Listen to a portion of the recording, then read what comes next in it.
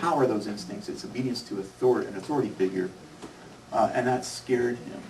And that made him negative about the future of humanity. Right, so I don't mean to dampen what you saw was positive here, but there is a downside, that there's not just moral instincts, but other instincts like groupthink. Solomon Asch in the 50s found that if you put a bunch of lines, 3 lines here, 1 line there, suppose you have a whole group of people who are in on the gag, and one person's a stooge, and you're asked which line here is closest in length to one of these 3 lines. Everybody will give the wrong answer. The one person who sees with their eyes that what is the right answer starts listening to other people say, no, it's number 2, but they wrote number 1. Most people change their answer with no pressure to what the group thought. Subsequent studies found that the few people who stuck to what they saw and didn't go with the group couldn't get to sleep at night, suffered anxiety attacks. This was no pressure on them. Recently, they found that there's a mechanism in the brain where if we go along with the group and get group approval, we get a dopamine kick. This is scary stuff. Right?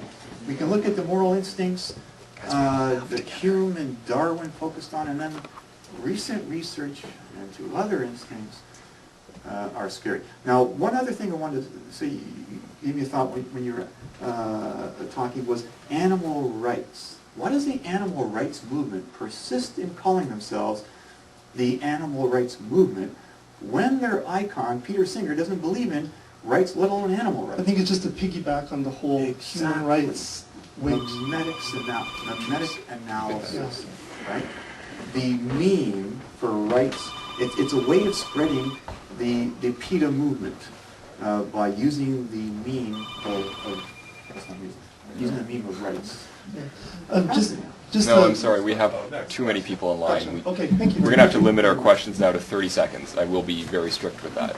I have a question. Do you think your critique of the human rights concept is a critique of rather historical or natural law argument for human rights than of the concept itself? I mean, if you look at human rights as a system of conventions invented by modern people for modern people in a modern society, with the modern societal circumstances, I would say rather post-World War societal circumstances, wouldn't it be agreeable that it's a system of social conventions which is better to have than not? Sure. It could be a very useful fiction. The problem is, what happens when people realize it's a fiction? You get a lot of, it's not a good precedent for social change. You know, Plato's noble lie, that sort of thing. Well, what if people find out it's a noble lie? Why it's a noble lie if you think about it as about a convention? Yeah. Without any fundamental background that stems from our Can you state your nature, question, please? State your question. Well, the question is rather, why do you consider it as a fiction if we can look at it as a social convention? If it's a social convention, it's invented man-made. by us. But if it's a social convention, it's man-made. It is a fiction. Yeah. Right? Hockey is man-made. It's real, but it's not in our genes. Right? So if I have no problem with people admitting that human rights are not natural, they're man-made. Right? But then what happens when people start admitting that? Thank you for your question. We have to move on now. Thank you. How would you defend utilitarianism from its unconventional solutions? For example, you mentioned Chinese sweatshops. Now, one could argue that the people working there are better off working in a sweatshop rather than being unemployed. Or in the case of, let's say, the Taliban, one could argue that simply wiping them out, committing mass genocide, would be better for all of them, because they don't have to suffer through it. There's a philosopher, I think Maitland, is that his name? Who argues that? So, Yeah. well, utilitarianism is really arbitrary. It's not absolute. So, how do you defend that Singer's idea, a replacement of human rights, from these solutions? I don't know, to be quite honest with you. I haven't given it that thought. I'm not the best thinking on my feet, which is, I know sounds like a big, huge cop-out. But that's a great criticism, that if we take Singer's negative utilitarianism, and I think the philosopher's name is Maitland. Going by memory from 3 or 4 years ago, there's a philosopher who argues that people who work in third world countries for peanuts, for let's say Nike, actually are better off than other people in their poor society. So he defends sweatshops. So yeah, that's I'd have to think about. That's a beautiful criticism, honestly, and that's a beautiful criticism. And I won't immediately say that it's a knockdown criticism, but that's certainly something that you wanted to think about, and beautiful.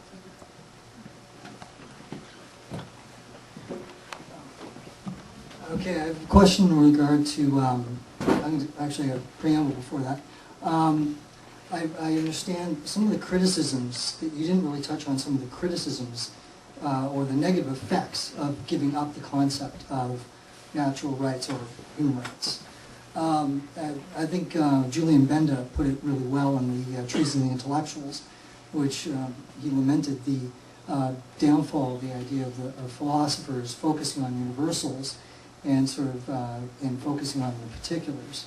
And in the growth of the 19th century, we had the German Romantic movement and Johann Gottfried Herder and Herder's influence on Germany and German nationalism, which of course we see now the growth of all types of groups arguing for all types of rights. So you have basically a growth of tribalism as a result of giving up the universal concept that was very much praised in the Enlightenment period.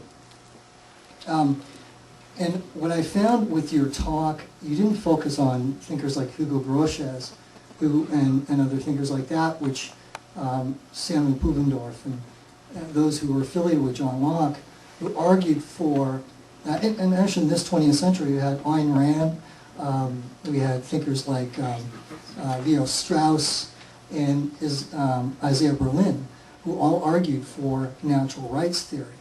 And they were all atheists. So I don't know about Isaiah Berlin, but I definitely know about Leo Strauss and Ayn Rand. But I guess my question would be, first off, you make some claims about Peter Singer, which I think are false. For example, he believes that he could live on $30,000 a year. He's a radical egalitarian, yet he doesn't live on $30,000 a year, and he doesn't argue for a coerced form of egalitarianism, which he can't live to himself. What's the question? My question would be: you accept the idea of empathy, which I was argued by Adam Smith in his theory of moral sentiments about that whole concept of empathy as well. But if you accept that concept of empathy, it seems that you're on slippery ground here, because then you're also arguing for the possibility of natural rights theory, which is based on the idea of reason and free will, and even John Searle makes a claim that if free will doesn't exist, it's a fiction we can't live without. So I would argue that if you accept the idea of empathy as a universal trait in humans, you would also have to accept the idea of reason. Would you not agree with that? So. I don't think it's necessarily a dangerous slippery slope, that if we believe in reason and empathy, we're going to automatically slide into believing in natural, equal, universal human rights. I don't see how that follows. Reason is real. I don't think natural rights are real. Why must I have